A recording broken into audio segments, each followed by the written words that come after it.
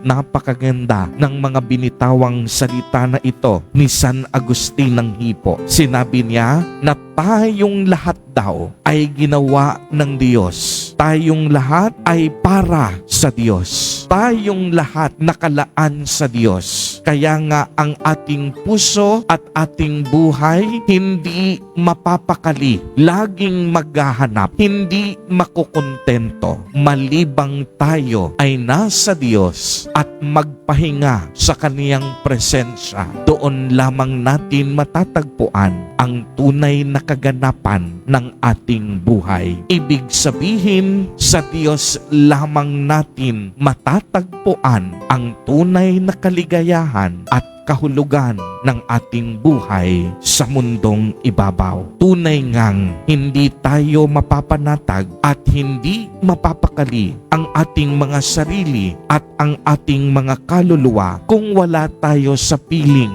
ng ating Panginoon. Si Jesus Nazareno lamang ang tanging makakapawi sa uhaw ng ating kaluluwa at makakahilom sa ating karamdaman at mga pusong sugatan. Amen. Purihin at dakilain natin ang ating Panginoon, ang mahal na poong Jesus Nazareno.